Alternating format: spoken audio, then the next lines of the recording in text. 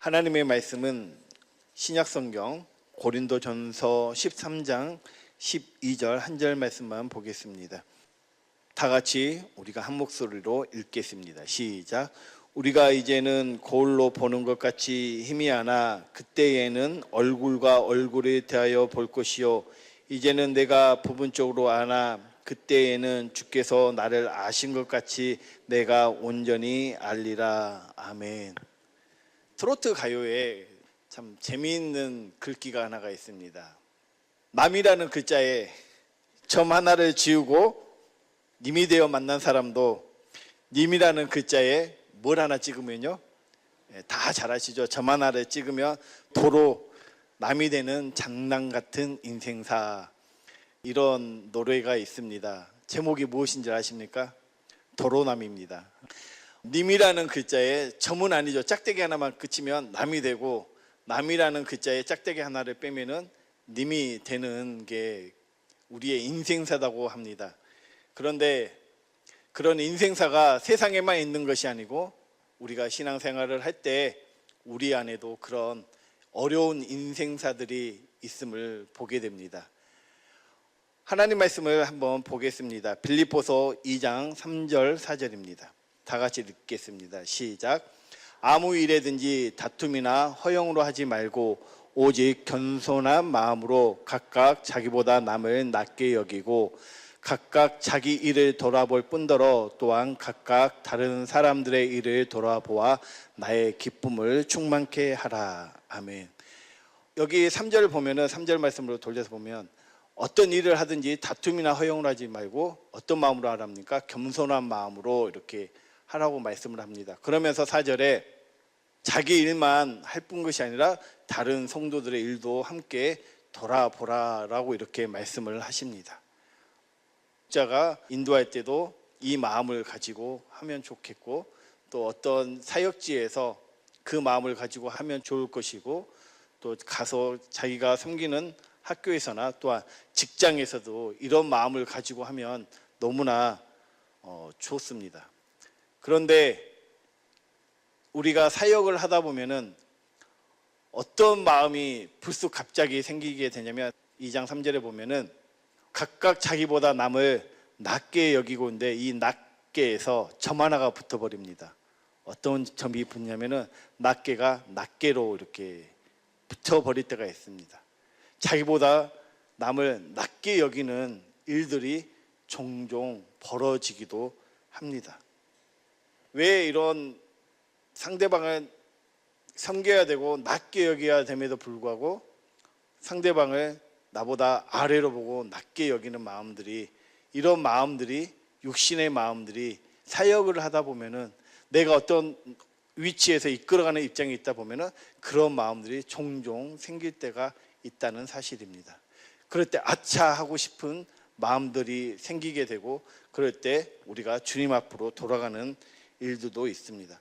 그래서 이렇게 이런 불쑥불쑥 드러나는 남을 높여주는 마음이 아니라 남을 낮게 여기는 그런 마음들이 있을 때마다 우리가 그리스도에게로 돌아갑니다. 왜? 그런 마음으로는 온전히 우리가 사역들을, 또한 성도들을, 또 나아가서는 직장에서나 자기가 만나는 인간관계에서 이런 마음들로는 그들과 함께 온전히 하나 되지 못하기 때문에 그렇습니다. 그래서 2장 3절 4절 다음에 어떤 말씀이 나옵니까? 다 같이 읽겠습니다. 시작. 너희 안에 이 마음을 품으라. 곧 그리스도 예수의 마음이니. 아멘. 이 마음은 언제 우리가 품을 수가 있겠습니까? 언제 이 마음을 가질 수가 있습니까? 이 마음은 우리가 복음을 믿을 때 이 마음이 옵니다. 복음을 믿음으로 말미암아 두 번째 언약을 이루신 새 언약의 중보자이신 그리스도께서 우리 안에서 이 두 번째 언약을 이루심으로 말미암아 우리가 주님의 구하고 주님을 봄으로 말미암아 주님의 영광이 내 안에 가득할 때, 그래서 그 안에서 주시는 주님의 말씀을 들을 때 내 안에 누구의 마음이 들어오냐면은 주님의 마음을 주신다고 말씀을 하십니다.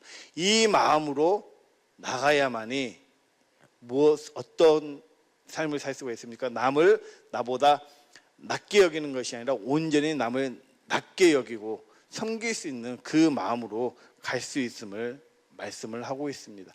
그러면서 이 마음을 가졌던 주님의 모습을 우리에게 2장 6절부터 세세하게 설명을 해주고 계십니다. 보면은 그는 근본 하나님의 본체시나 하나님과 동등됨을 취할 것으로 여기지 아니하시고 오히려 자기를 비워 종의 형체를 가져 사람들과 같이 되었고 사람의 모양으로 나타나셨음에 자기를 낮추시고 죽기까지 복종하셨으니 곧 십자가에 죽으심이라. 이러므로 하나님이 그를 지극히 높여 모든 이름 위에 뛰어난 이름을 주사 하늘에 있는 자들과 땅에 있는 자들과 땅 아래에 있는 자들로 모든 무릎을 예수의 이름에 꿇게 하시고 모든 입으로 예수 그리스도를 주라 신하여 하나님 아버지께 영광을 돌리게 하셨느니라. 아멘. 이 2장 6절부터 11절의 말씀을 보면은 예수님은 섬기기 위해서 살리기 위해서 하나님의 뜻을 이루기 위해서 자신이 하나님과 동등됨을 취할 것으로 여기지 아니하시고 종의 형체로 오셔서 아버지 안에서 아버지를 머리로 하고 아버지가 주시는 말씀을 듣고 그 말씀대로 하나님께서 약속하신 그 언약을 이루기 위해서 십자가에 못 박혀 죽으셨다고 이렇게 말씀을 하고 있습니다. 그 죽으셨던 주님을 누가 다시 살리셨습니까? 아버지께서 살리셔서 그를 모든 이름 위에 뛰어난 이름으로 하나님께서 예수님을 세우셨다고 말씀을 하십니다. 우리의 삶도 복음을 믿을 때 우리가 이 주시는 주님의 마음으로 온전히 그들을 섬길 때 우리 또한 하나님께서 우리를 일으켜 세우신다고 말씀을 하고 있습니다. 할렐루야. 그래서 예수님은 2장 6절부터 11절에 있는 말씀처럼 히브리서 10장 9절에 10절에 있는 새 언약을 이루셨다고 우리에게 말씀을 하고 계십니다. 우리는 그래서 이 복음을 잘 알고 있습니다. 그럼에도 불구하고 우리 때때로는 우리 육신으로 말미암아 살아가기 때문에 우리 안에 이런 육신의 감정들이 불쑥불쑥 찾아오게 되죠. 집에서 아내와 자녀들 볼 때 마음에 안 드는 행동을 하면 나도 모르게 내 입에서 주님의 말씀이 아닌 내 말이 상처를 주죠. 참 어렵죠. 그럼에도 불구하고 우리의 이런 불쑥불쑥한 말이 나오는 것은 그 자리에 주님의 자리에 누가 앉아있기 때문에 그렇습니까? 내가 앉아있기 때문에 그렇습니다. 내가 앉아있기에 남을 어떻게 본다는 거예요? 낮게 본다는 사실입니다. 그 자리는 누구의 자리입니까? 주님의 자리이죠. 근데 주님의 자리임에도 불구하고 우리가 그 자리에 앉아서 자기의 것들을 드러내고 폭발시킬 때가 많습니다. 이거를 성경에서는 육신의 생각과 육신의 마음이라고도 표현을 합니다. 또 다르게 표현하면은 나의 약함이 될 수가 있습니다. 나의 약함들이 나도 모르게 육신의 것들이 나의 약함들이 드러내어서 많은 사람들에게 어려움을 주고 안 좋은 관계로 잠시 지체시키는 그런 관계도 만들 수 있습니다. 그러나 이 약함이 나를 그리스도의 능력으로 바꿀 수 있다고 말씀을 하고 있습니다. 언제? 복음을 믿을 때 나의 약함들이 그리스도의 능력으로 머물게 하고 나의 약함들이 그리스도의 능력이 머물게 됨으로 강함으로 바뀔 수 있음을 우리에게 성경은 말씀을 하고 있습니다. 고린도후서 12장 9절부터 보겠습니다. 이렇게 바울이 고백을 합니다. 내게 이르시기를 내 은혜가 내게 족하도다. 이는 내 능력이 약한 데서 온전하여 짐이라 하신지라. 이러므로 도리어 크게 기뻐함으로 나의 여러 약한 것들에 대하여 자랑하리니 이는 그리스도의 능력으로 내게 머물게 하려 함이라. 10절. 그러므로 내가 그리스도를 위하여 약한 것들과 능력과 궁핍과 핍박과 곤란을 기뻐하노니 이는 내가 약할 그때에 곧 강함이라. 9절에 나의 약함을 통해서 무엇이 머물게 된다고 말씀합니까? 그리스도의 능력이 머물게 한다라고 바울이 고백을 합니다. 나의 약함이 육신의 연약함들이 육신의 생각과 마음들이 그런 약한 것들이 내게 내재되어 있지만 그 약함을 통해서 그리스도의 능력을 머물게 할 수 있다고 바울이 고백을 믿음의 고백들을 합니다. 우리가 7절 말씀을 보겠습니다. 여러 계시를 받은 것이 지극히 크므로 너무 자고하지 않게 하시려고 내 육체에 가시 곧 사단의 사자를 주셨으니 이는 나를 쳐서 너무 자고하지 않게 하려 하심이니라. 아멘. 바울의 약함이 무엇이 있었냐면 교만할 많은 것들을, 많은 능력들을 받았고 많은 그 성경도 기록하였고, 또 우리가 잘 알고 있는 것처럼 가말리엘 문화에서 많은 학문과 많은 지식들을 다 배웠고, 당시 바울이 그리스도를 만나기 전에 사울로서의 삶을 살 때 그는 하나님께 열심히 있는 자였고 율법에 종통한 자였어요. 그 정도로 그 스스로가 능력이 있다고 생각했던 바울이 그리스도를 만난 이후에 주님께서 바울에게 아까 7절에 있는 것처럼 사단의 가시를 주었다고 이렇게 말씀을 하고 있습니다. 왜? 그가 자고하지 않도록 하기 위해서, 즉 교만하지 않도록 하기 위해서 그 사단의 가시를 주었다고 말씀을 하고 있습니다. 바울이 아마도 자기의 사역 가운데 자기도 모르게 자기의 교만함들이 나왔을 때가 있나 봅니다. 그러니까 하나님께서 가시를 허락해 주었다고 그럽니다. 하나님이 주신 것이 아니라 결국은 자기의 교만 때문에 그 가시가 입혀진 게 된 거죠. 바울의 교만 때문에. 이런 바울의 약함들이 있었음에도 불구하고 바울은 그 약함을 통해서 무엇을 하였습니까? 그리스도의 능력이 머물게 하셨다고 바울이 믿음으로 고백을 합니다. 어떻게 바울이 머물게 하였는가? 그리스도의 능력이, 나의 육신의 것들이, 교만이, 또한 우리가 사역을 하는데 목장으로서 뭐 어떤 일들을 하는데 나의 교만과 내가 주님의 자리에 올라가는 그런 육신의 생각이 있을 때마다 그 모습들을 어떻게 죽이고 내 안에 그리스도의 능력을 머물게 하는 것인가에 대한 답이 바울의 고백이 아까 7절에 있는 것처럼 다시 한번 고린도전서 12장 9절의 말씀을 보면 여기에 중요한 바울의 고백 중에 하나가 중요한 게 무엇이 있냐면은 내게 이르시기를 내 은혜가 내게 족하도다 이는 내 능력이 약한 데서 온전하여 짐이라 하신지라 이러므로 도리어 크게 기뻐함으로 나의 여러 약한 것들에 대하여 자랑한다고 합니다. 이 약한 것들은 아까 교만도 있었지만 자기가 살아가면서 핍박받고 곤란받고 하는 여러 가지 것들이 같이 이제 묶여 있습니다. 그런데 이런 것들을 자랑하느니 이는 그리스도의 능력으로 내게 머물게 한다는 사실입니다. 그리스도의 능력이 내게 머물게 한다. 이 머물게 한다는 이 단어의 의미를 우리가 이해를 하면은 조금 더 바울이 어떻게 그런 약한 가운데 그리스도의 능력으로 살 수가 있었는가에 대한 이해를 조금 더 할 수가 있습니다. 머물게 한다는 에피스케노라는 헬라어 단어를 쓰는데 이 단어의 의미가 숙소를 정하다, 거주하다, 아니면 장막을 짓다라는 의미로 표현되고 있습니다. 장막을 짓다라는 표현의 의미는 우리는 잘 알고 있습니다. 출애굽기 40장 33절부터 말씀을 한번 보겠습니다. 그가 또 성막과 단사면 뜰에 포장을 치고 뜰문에 장을 다니라. 모세가 이같이 역사를 필하였더라. 그러니까 33절의 말씀이 무엇이냐면은 하나님께서 하늘나라에서 보여주신 장막 짓는 것을 다 보여주신 다음에 그대로 무엇을 했다는 거예요?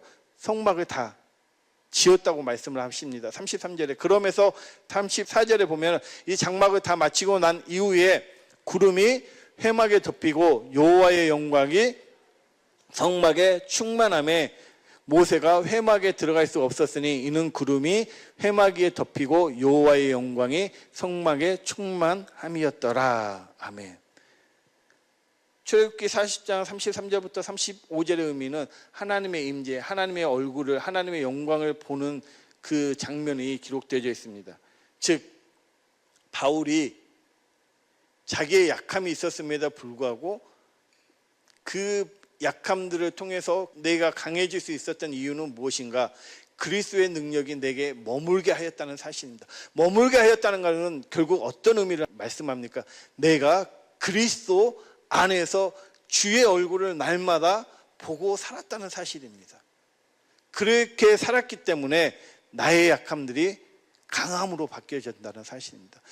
여기에 있는 저나 여기에 있는 모든 성도님들의 약함이 없는 사람이 어디 있겠습니까? 약점 없는 사람이 그 누가 있겠습니까? 누구나 다 약점이 있죠. 그러나 그 약점을 숨기는 것이 아니라 그 약점을 주님 앞에 내어놓고 주님의 은혜 안에서 주님의 가르침을 통해서 그 약점들을 뭐 하는 거예요? 상쇄시켜 나갔다고 이렇게 바울은 고백을 합니다. 그 상쇄해 가는 장면들이 어떻게 우리가 이것들을 상쇄해 나갈 수가 있겠습니까? 바울이 늘상 하는 것 중에 하는 말 중에 하나가 무엇입니까? 내가 갈라디아서 2장 20절도 보고 고린도전서 16장 31절에서도 마찬가지로 동일하게 이야기하는 것이 무엇입니까? 내가 십자가에 의해서 날마다 죽노라. 내가 그리스도와 함께 십자가에 못 박혀 죽었나니 이제는 내가 산 것이 아니요 내 안에 오직 그리스도께서 사셨다는 사실, 그 주님이 내 안에 머물고 계심을 날마다 입으로 시인하며 믿음으로 고백해서 로마서 10장 6절부터 8절에 있는 말씀처럼 주님의 말씀을 날마다 듣고 살았기에 그의 약함이 강함으로 되었다고 말씀을 합니다. 마태복음 11장 28절로부터 보겠습니다. 다 같이 읽겠습니다. 시작.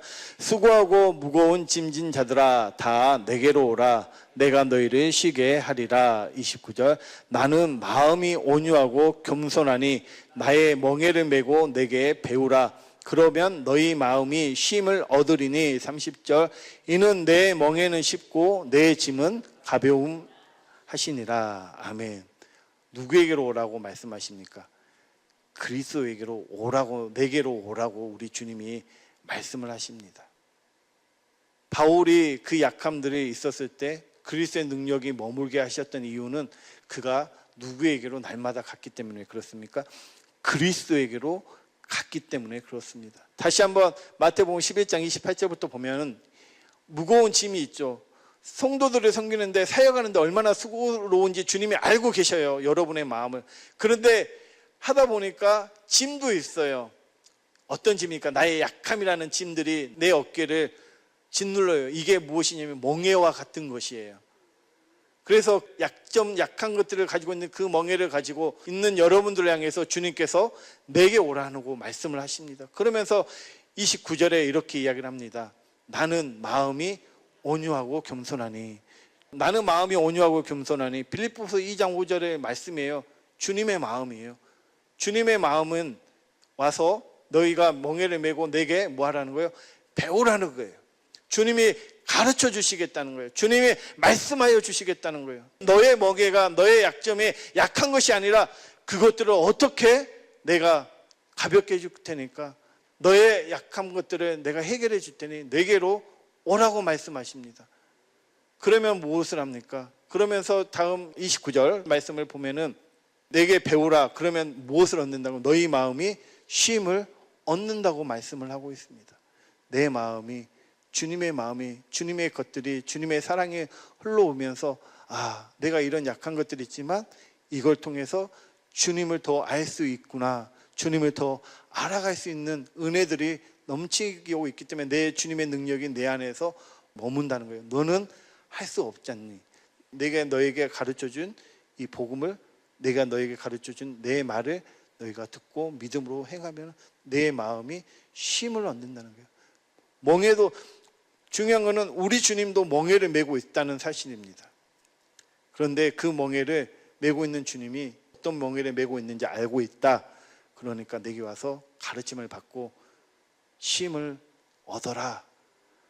그러면 얼마나 편하겠어요. 멍에는 메고 있지만 이 무거운 것들이 사라질 날이 올 수 있다는 그 은혜가 있다는 사실입니다. 할렐루야. 사랑하는 성도님들, 어렵고 힘든 벌써 1년을 향해서 갑니다. 또 새로운 해가 옵니다. 다짐합니다. 내년에 내가 이렇게 해야지, 이렇게 해야지. 이건 아무리 사람이 내 결심으로 할 수 있는 것들은 단 하나도 없습니다. 우리는 그리스도의 능력이 내게 머물게 해야만이 할 수가 있습니다. 다시 말해서 복음을 믿음으로 말미암아 그리스도께 배움을 받아야만이, 그분께 가르침을 받을 때 비로소 내가 쉼을 얻을 수 있다고 말씀을 합니다. 그러면서 마태복음 11장 30절에 이렇게 말씀을 합니다. 이는 내 멍에는 쉽고 내 짐은 가벼움이라 하시니라. 아멘. 오늘 이제 본문 말씀으로 돌아가 보겠습니다. 본문 말씀 고린도전서 13장 12절에 보면 우리가 이제는 거울로 보는 것 같이 희미하나 라고 이렇게 이야기를 합니다. 오늘 고린도전서는 13장은 우리가 잘 알고 있는 것처럼 사랑에 관련된 사랑장임을 우리는 잘 알고 있습니다. 그런데 이 고린도전서 13장을 이해하기 전에 알기 전에 왜 이 사랑장을 넣었는가 하면은 고린도 교회가 여러 가지 문제점들이 많이 있었습니다. 그 중에 하나가 무엇이냐면 영적인 교만들이 되게 셌어요. 교만들이 있었다는 사실입니다. 고린도전서 12장 28절부터 한번 보겠습니다. 하나님이 교회 중에 몇을 세우셨으니 첫째는 사도요, 둘째는 선지자요, 셋째는 교사요, 그 다음은 능력이요, 그 다음은 병 고치는 은사와 서로 돕는 것과 다스리는 것과 각종 방언을 하는 것이라. 다 사도겠느냐? 다 선지자겠느냐? 다 교사겠느냐? 다 능력을 행하는 자겠느냐? 다 병 고치는 은사를 가진 자겠느냐? 다 방언을 말하는 자겠느냐? 다 통역하는 자겠느냐? 직분 뒤에 뭐뭐 하겠느냐? 그걸 가진다고 해서 너가 다 할 수 있는 거냐? 아니다는 거예요. 그걸 가졌다고 교만하지 말라고 말씀을 합니다. 정말 우리 주님이 원하시는 것이 무엇이었는가? 그 다음 절 말씀이죠. 잘 알고 있는 말씀.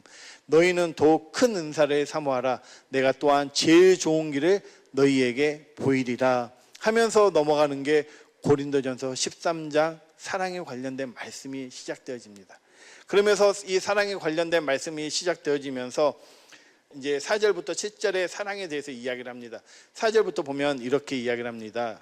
사랑은 오래 참고 사랑은 온유하며 투기하는 자가 되지 아니하며 사랑은 자랑하지 아니하며 교만하지 아니하며 무례히 행치 아니하며 자기의 유익을 굳지 아니하며 성내지 아니하며 악한 것을 생각지 아니하며 불의를 기뻐하지 아니하며 진리와 함께 기뻐하고 모든 것을 참으며 모든 것을 믿으며 모든 것을 바라며 모든 것을 견디느니라. 아멘.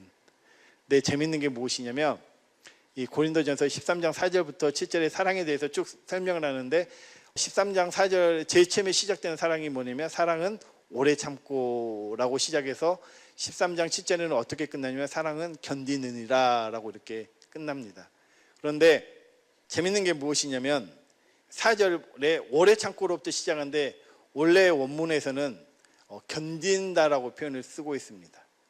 사랑은 견딘다라고 하는데 이 사랑은 여기서 견딘다의 말의 의미와 7절에 마지막에 견딘다는 그 의미가 단어는 똑같은데 해석이 달라요. 주는 의미가 다릅니다. 이 견딘다는 말은 무엇이냐면은 결국은 어떤 의미로 쓰여지냐면 상대방이 나에게 불쾌감을 주는 것들을 견뎌낸다는 거예요. 이게 주님의 마음이에요. 사역을 하다 보면, 일을 하다 보면, 인간관계를 갖다 보면 상대방이 내가 좋은 말을 할 때도 들어주지 아니하고 나에게 오히려 불쾌감을 줄 때가 있어요. 그런데 그때 나 이렇게 말해, 너 왜 이렇게 말해? 하면서 나도 모르게 나의 것들이 퍽 튀어나온다는 거죠. 그런데 아까 말씀드렸듯이 우리는 약점을 가지고 있어요.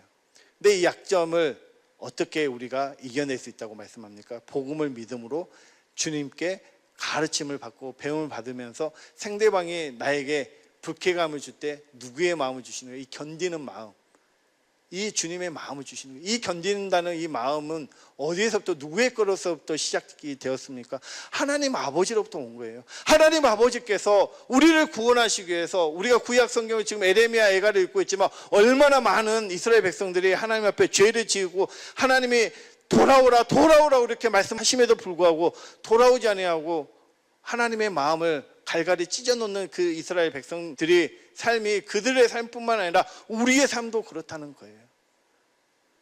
이 견딘다는 것은 누구의 견딤입니까? 아버지 하나님의 견딤이셨어요. 그분의 견디고 견뎌고 견뎠던 그 마음이 우리를 구원의 자리로 이끌어 주셨다고 말씀을 합니다. 할렐루야. 베드로후서 3장 9절 말씀을 보겠습니다.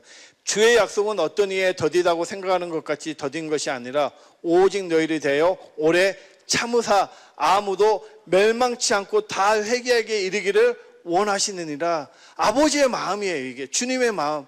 주님의 마음은 견딤으로 우리를 향해서 그 아버지께서 인내하심으로 견디셨다는 거예요. 왜? 나를 구원하시기 위해서. 할렐루야. 오늘 우리 안에 주시는 그 주님의 마음은 내가 사역을 하고 성도를 섬길 때 특별히 VIP들이 많이 왔어요. 근데 이들을 섬겨야 되는데 내 마음대로 섬기는 것이 아니라 이 주님이 주시는 이 마음, 불쾌감을 주더라도 주님이 나를 구원하기 위해서 견디셨던 그 마음, 그 마음으로 내가 사랑으로, 주시는 사랑으로 주님의 사랑을 볼 때 그 견디는 마음을 내가 볼 때 뭐 하게 됩니까? 저 영혼이 내게 불쾌감을 줘도 내가 내 안에 그리스도의 능력이 머물기 때문에 견뎌낸다는 거예요. 견디고 견뎌낸다는 거예요. 베드로후서 3장 9절에 있는 말씀처럼 그 열매가, 그 사람이 어디의 자리로? 구원의 자리로. 아니면 우리의 목장에서도 아직 초보의 티를 벗지 못한 영혼들을 위해서 그들을 견딤으로 섬겼을 때, 그가 천국의 제자가 되어질 때까지 내가 주님이 주시는 마음으로 그들을 섬고 견뎌나갈 때 아버지 앞에 귀한 열매로 드려질 수 있음을 보게 됩니다. 할렐루야. 그래서 이 고린도전서 13장 4절에 오래 참음, 이 견딘다는 말의 의미, 이 주님의 마음으로 많은 사랑의 열매들이 이야기가 있지만, 제가 이 견딘다에 초점을 두는 것은 무엇이냐면은 우리의 약함들이 견디지 못할 때가 많다는 거예요. 상도를 섬길 때, 어떤 영혼들을 구하고 또한 인간관계를 할 때 섬기지 못할 때 주님이 주시는 이 마음, 우리를 사랑했던 그 주님의 사랑을 진리의 성령님을 통해서 우리를 얼마나 사랑하셨는가에 대한 그 사랑을, 십자가의 사랑을 보라는 거예요. 그 사랑은 수천 년을 견디고 견뎠던 아버지의 사랑이었다는 사실입니다. 할렐루야. 그 마음으로, 주시는 마음으로 내가 경건의 연습을 통해서 매일매일 견디고 견뎌낼 때, 내가 견디는 것이 아니라 주님이 우리를 사랑해서 그 견뎠던 그 마음으로 우리가 견뎌낼 때 내가 섬기는 사람들이 천국의 제자가 되어서 주님 앞에 귀한 열매로 세우실 때까지 우리가 나가야 된다는 사실입니다. 그러면서 다시 보면은 아까 오래 참음으로 시작해서 7절에 견디느니라라고 이렇게 끝납니다. 거기에서 견디는 것은 무엇을 의미하냐면은 주님의 영광을 얻게 하시는 날까지 기다린다는 거예요. 즉, 하나의 처음에 견디는 것은 상대방이 주는 불쾌감을 주님이 그 사람을 구원하기 위해서 내게 주시는 마음으로 견디는 것이고, 마지막에 견디는 것을 그렇게 견디어 보면 어떻게 됩니까? 그 영혼이 구원을 얻을, 주의 영광을 얻게 하시는 날까지 기다리면 그 열매가 내 열매가 되고 그 열매가 나의 면류관이 된다는 사실입니다. 할렐루야. 그래서 우리는 복음을 믿음으로 말미암아 살아가야 된다는 사실이 중요합니다. 어떻게 중요합니까? 내 안에서 말씀하시는 그 주님의 음성을 듣고 배우고 살아갈 때 천국의 제자가 되어야만이 우리가 이 일들을 능히 할 수가 있음을 보게 됩니다. 그래서 이제 오늘 본문 말씀에 우리가 이제는 거울로 보는 것 같이 희미하나 그때는 얼굴과 얼굴을 대하여 볼 것이요, 이제는 내가 부분적으로 하나 그때에는 주께서 나를 아신 것 같이 내가 온전히 알리라. 그때는 언제, 여러 의미가 있겠죠. 근데 우리가 성도를 섬기는 그때, 그들이 주님의 천국의 제자가 되던 때, 그때 무엇을 온전히 알 수 있냐면 주님의 마음을 내가 알 수 있다는 사실입니다. 그리고 내 모습을 보게 되어져서, 아, 내가 이렇게 컸구나.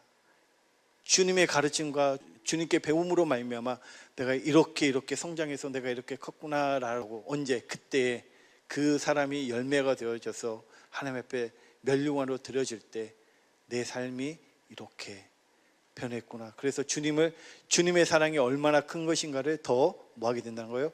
알게 된다는 사실입니다. 물론 우리가 죽을 때까지 주님의 사랑이 얼마나 큰 것인가를 온전히 알지는 못하죠.